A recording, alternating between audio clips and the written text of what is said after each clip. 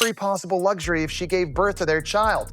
Charlie Langston has the exclusive details now from our New York newsroom. We're here and explaining to these kids that it's very doable.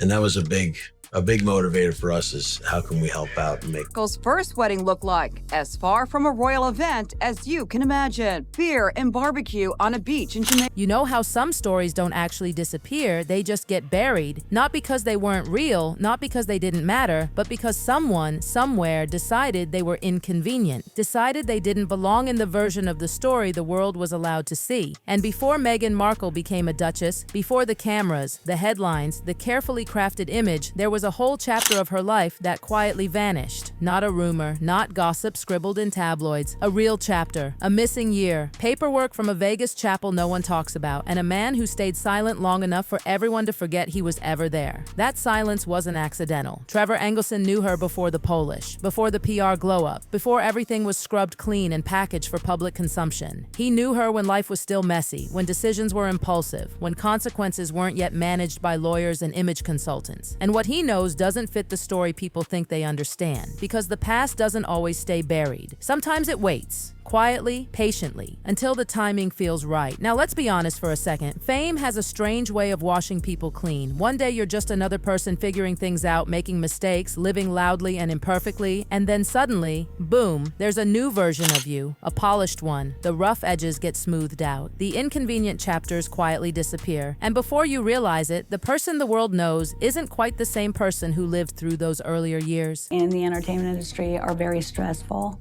From my observation, they just realized it couldn't work. Before the California mansions, before the royal walkabouts, before global audiences dissected every facial expression and outfit choice, she was just Meghan. No cameras chasing her down grocery store aisles, no think pieces analyzing her motives, just a young woman in her 20s trying to figure out who she was going to be, making choices without knowing how permanent they might become. To Trevor from 2011 to 2013.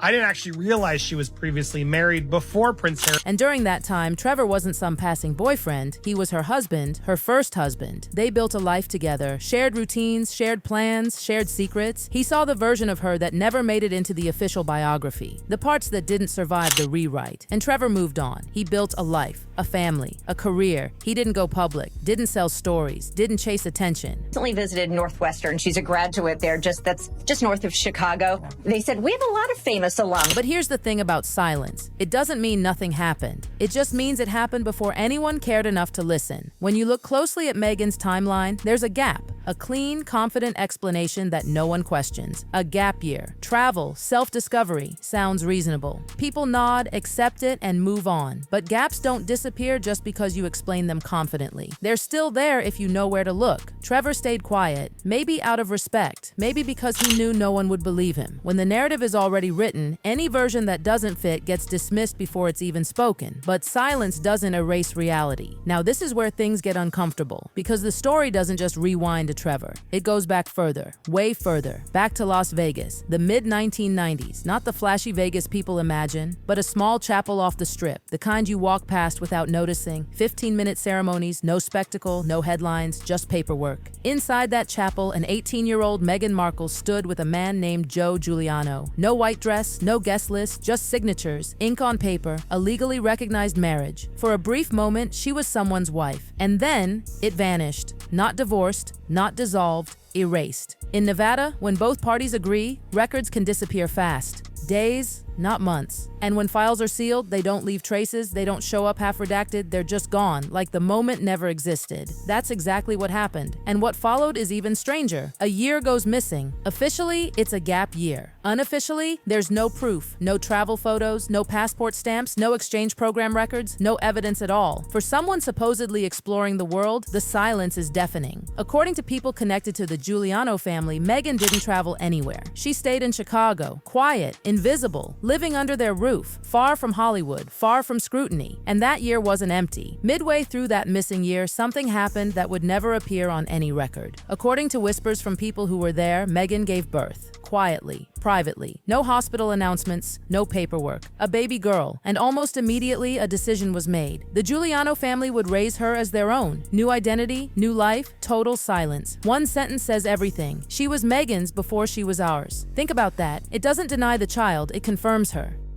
Confirms motherhood. Confirms a transfer of reality so clean it left no public trace. By late 1995, everything was arranged. The child had a home, the record stayed sealed, and Meghan disappeared from that world completely. When she reappears, it's at Northwestern University. New chapter, new image, new future, and contact with the Giuliano family stops entirely. Not slowly, completely. No visits, no calls, no acknowledgements. The Vegas marriage never mentioned, the year never explained, the child erased, life moves forward, acting roles, a blog, public speaking. Eventually, Prince Harry. By the time the world meets her, her past is neat and uncomplicated. But then, in 2017, the surface cracks. Noel Ramirez steps forward. She knew the Giuliano family. She was there during that year, and she confirms what the timeline suggests. Meghan didn't travel. She stayed. She gave birth. The Giulianos raised the child. Noel doesn't sound bitter. She sounds factual, specific, calm, and her details line up too well to ignore. No records, no photos, no proof, just people remembering the same thing. The media reacts predictably. Some amplify it, others dismiss it. But Noel doesn't back down. She gains nothing from telling this story. And the question becomes impossible to avoid. Why would someone fabricate something this detailed? If it's true, somewhere out there is a woman in her late 20s who may not know her entire origin story. Raised with love, protected fiercely, completely unaware that her beginnings might connect to one of the most famous women in the world. And even if she did find out,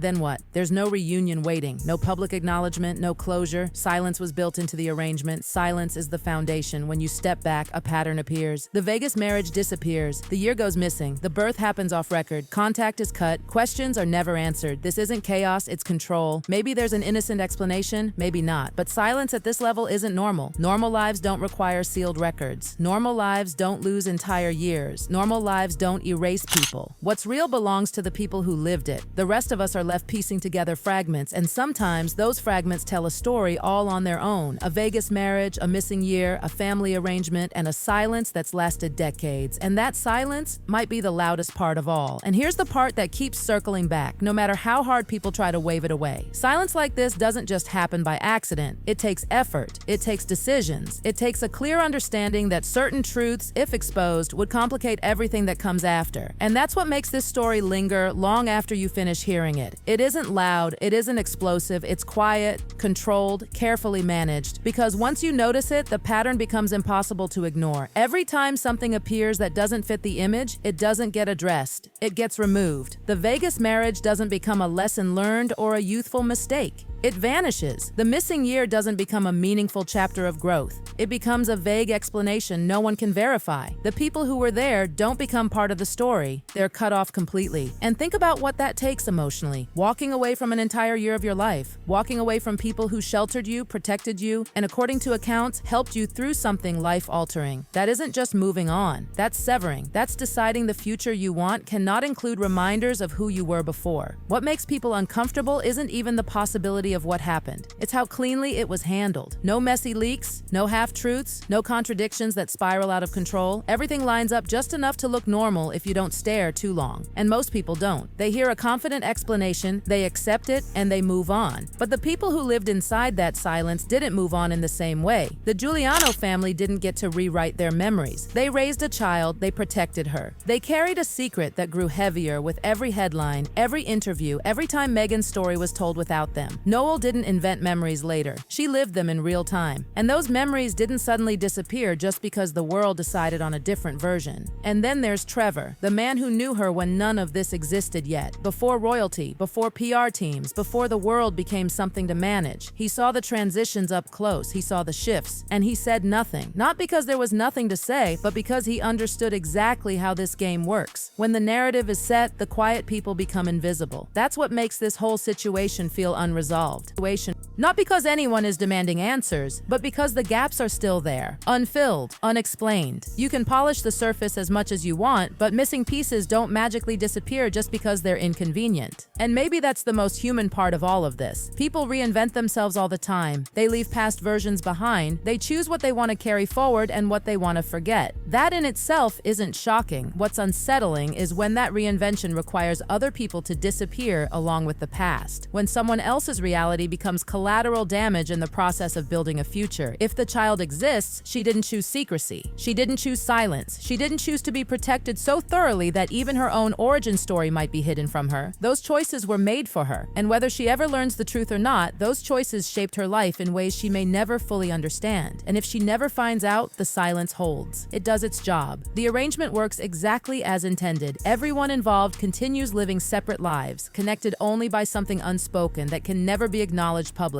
No confrontations, no confirmations, no closure. But silence has a way of echoing, especially when the person at the center of it becomes more visible, more powerful, more talked about. Every new chapter added to Meghan's public story makes the earlier omissions stand out more sharply, not because people are digging harder, but because the contrast becomes impossible to ignore. A perfectly smooth narrative doesn't exist without effort, and effort leaves fingerprints. So where does that leave this story? In a space that's deeply uncomfortable, too consistent to dismiss outright, too undocumented to confirm beyond doubt. A story built from memories, timelines, sealed files, and people who had no incentive to lie. Only a shared experience they never expected to matter decades later. And maybe that's all this will ever be, a collection of fragments that refuse to settle neatly into either truth or fiction. A reminder that public images are rarely complete, that some chapters don't end, they just stop being acknowledged. What happened in Vegas didn't vanish. What happened in Chicago didn't dissolve. They were simply removed from view. And for most people, that's enough. But for those who lived it, the past didn't disappear. It just went quiet. And quiet doesn't mean gone. And